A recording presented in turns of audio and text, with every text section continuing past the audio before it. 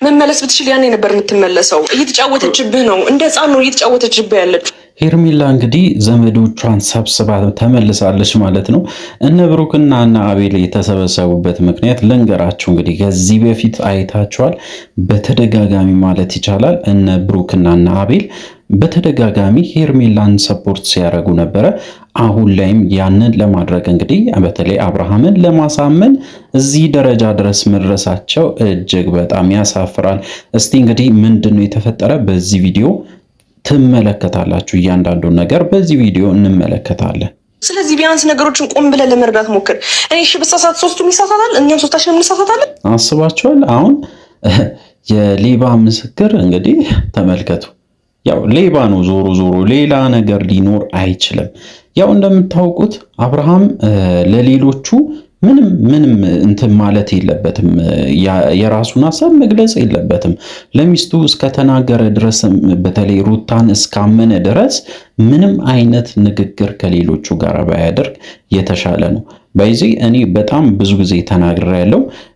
ትዳራቸው የሚፈርሰው እዚህ ላይ ነው። በቃ በሰዎች መንገድ መሄድ፣ በሰዎች መመራት፣ በተለይ በሶስተኛ ሰው መመራት።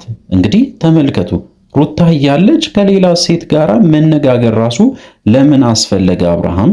አንድ ሁለተኛ ደግሞ እነዚህ ጓደኞች ይጠቅመዋል ወይ ጠቅመዋል ወይ? እስከዚህ በፊት ምንድነው ያደረጉልህ? ከሚስት በላይ ታምናቸዋለህ ወይ? እነ አቤልን ታምናለህ? እንዴት እንደዚህ ታረጋለህ? በዚህ ሰዓት እዚህ ጋር መጥተህ ከነሱ ጋር መነጋገር ራሱ አልነበረብህም ነው ምለው። ምክንያቱም ለነሱ ወይም በተናገርክ ቁጥር እያንዳንዱ አጀንዳ እየሰፋ ነው የሚሄደው። ማለት ያንተ ትዳር እየተበተነ ነው የሚሄደው። ተመልከቱ እስቲ። ቢያንስ ይሄ ነገር ያሉበት ምክንያት ምንድነው ብለህ ቆም ብለህ ለምን ለማሰብ እሷን ቶሎ ከመቀበል ነገሮችን ከመቀበል እኔ እኮ የሚገርመኝ ሄርሜላ ምንድነው አድርግ የምትይው? በቃ እሷን እኮ የተቀበለው ዛሬ አይደለም፣ የዛሬ ስንት ዓመት በፊት ነው። ሁላችሁ የምታውቁ ከሆነ አብርሃምና ሩታ አብሮ መሆን ከጀመሩ ዛሬ አይደለም፣ በጣም ቆይቷል። እጅግ በጣም ቆይቷል። በፍቅር ራሱ የቆዩት እንግዲህ ተመልከቱ፣ ከአንድ ዓመት ምናምን በፊት ነው አትሊስት በፍቅርም የጀመሩት። ኦሬዲ አሁን ወደ 2 ዓመት ከምናምን ይሆናል አብርሃምና ሩታ ራሱ ወደ ፍቅር ከገቡ ወይም ከተመለሱ ማለት ነው። ምንድነው አሁን እዚህ ጋር ዛሬ መተሽ እሷን መቀበል አለብህ ወይ? ለምን ትቀበላታለህ ምናምን ብለሽ እንግዲህ መናገር የለብሽም። በጭራሽ እኮ የማይሆን ነገር ነው። እንዴት ልትመክሪው ትችያለሽ? በምን አንደበትሽ? አንድ እሱን። ሁለተኛ ደግሞ እዚህ ጋር ያሉትን ሰዎችን አብርሃምን ያሳምኑልኛል ብለሽ ስላሰብሽ ብቻ እነሱ የአብርሃምን ሕይወት ሊቀይሩ ይችላሉ ወይ? የሩታን ሕይወት ሊቀይሩ ይችላሉ ወይ? ከዚህ በፊት እኮ ያደረጉትን ነገር ተመልካች አይቶ ሲፈርድ ነበረ። ምን ቤት ነሽ? ምን ስለሆንሽ ነው አሁን የአብርሃምን ሕይወት ለማስተካከል የምትሞክሪው? ወይም ሩታ ጋራ ሲሆን በጣም ይጎዳል፣ ከአንቺ ጋር ሲሆን ደግሞ በጣም ይጠቀማል። ይህ በጣም የሚያስጠላ ራስ ወዳድነት ነው። የእውነቴን ነው የምላችሁ፣ ራስ ወዳድነት በዚህ ሄርሜላ ዝም ስለተባለች በጣም ብዙ ነገሮችን ስታደርግ ነበረ። አሁንም እያደረገች ነው። ይሄ ሁሉ ደግሞ አብርሃም ያመጣው ጣጣ ስለሆነ ተወጣው ነው የምንለው እኛ። ቆም ብለህ ብታስብ ነው የሚሻለው። ችግር የለውም። በቃ ለእኔ አስባችሁ እንደሆነ ይገባኛል፣ ግን ደግሞ ምንም ችግር የለውም።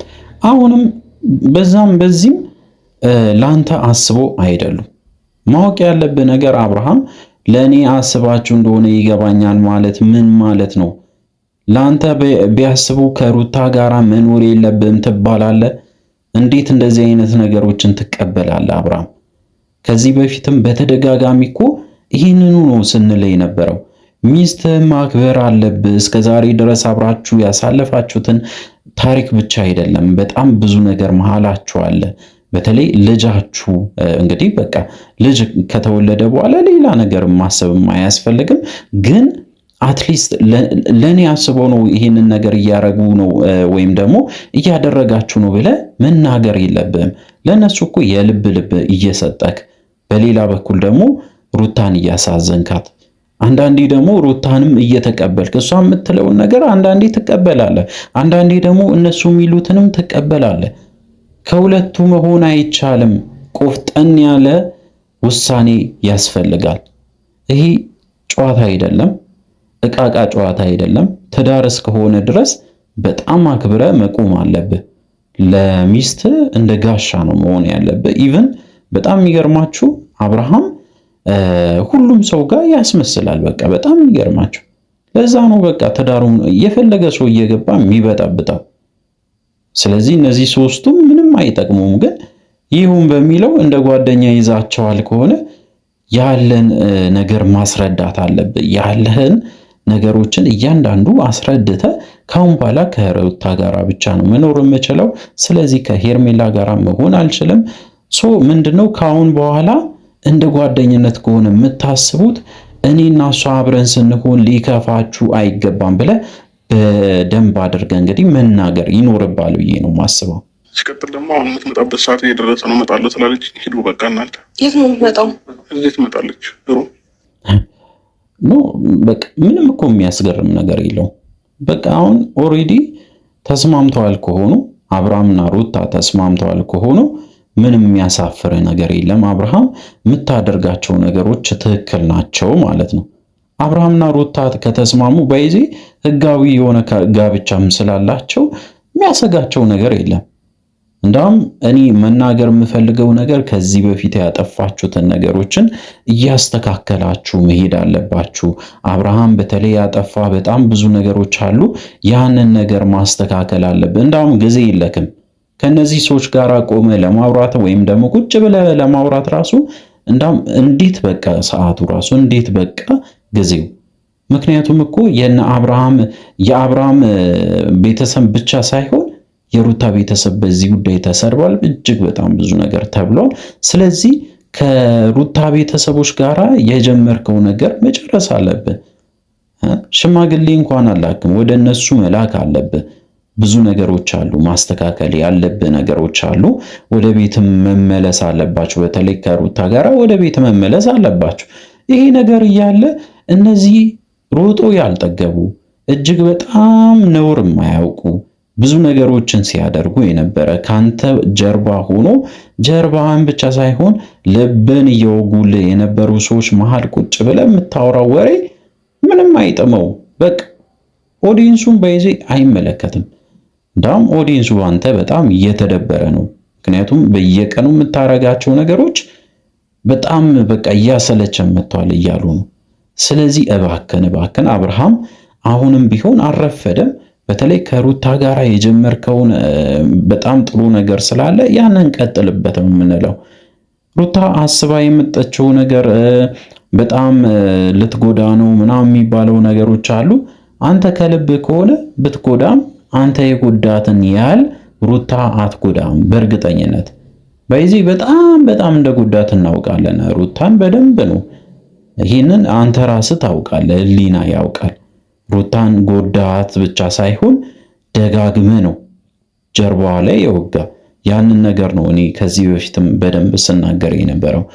አብርሃም የሚለወጥ ሰው አይመስለኝም፣ ግን እስቲ ሞክረው በሚለው ነው እኔም አሁን ላይ ተስፋ አድርጌ የሚሄደው እንጂ ትንሽ ይከብዳል። አብርሃም እዛም እዚህም ይወላውላል። ምክንያቱም በቃ እነሱን እንኳን ማስከፋት ስለማይፈልግ ሚስቱን ኢቭን ይናገራታል ብዬ ነው ማስበው። አብርሃም አሁንም እድል አለ። እድልን በስነ ስርዓት ተጠቀም። የነገውን ህይወትን አብረ የምትኖራትን እሷን እያሰብክ ብትኖር ይሻላል፣ ወይም ደግሞ ብታደርግ ይሻላል እንጂ አሁን ላይ የሚያጨበጭቡልህ ሰዎች ነገ ላይ አጠገቡ የለም። አቤልም ያገባል፣ ብሩክም ያገባል፣ ሄርሜላም ሌላ ሰው ትጠብሳለች። በስተመጨረሻ አንተ ባዶውን ትቀራለህ። ስለዚህ አሁንም አስብበት። ወደዛ ወደዚህ አትበል። በጣም የሚያስጠላ ነገር ነው። በዚህ ከወንድ ልጅ ቆፍጠን ሲል ነው ወንድ ልጅ ቆፍጠን ማለት አለበት። እንደ ሴት ሲሆን እጅግ በጣም ያሳፍራል። አብርሃም ተለወጥ ነው የምልህ። እስቲ እንግዲህ አዲስ ነገር ደግሞ ዛሬ ወይም ደግሞ ነገ ላይ እንሰማ ይሆናል። ለእናንተ ለማድረስ ሞክራለሁ። ስለዚህ እንግዲህ ለዚህ ቻናል አዲስ ከሆናችሁ ከወዲሁ ሰብስክራይብ ማድረግ እንዳይረሳ። አዲስ ካልሆናችሁ እንደተለመደው ቪዲዮአችን ላይ ካርጉ ሐሳብ አስተያየታችሁን ኮሜንት ስራ አስቀምጡልን። በሚቀጥለው ቪዲዮ እስከምንገናኝ ድረስ በያላችሁበት ጤናና ሰላም ይሁንላችሁ።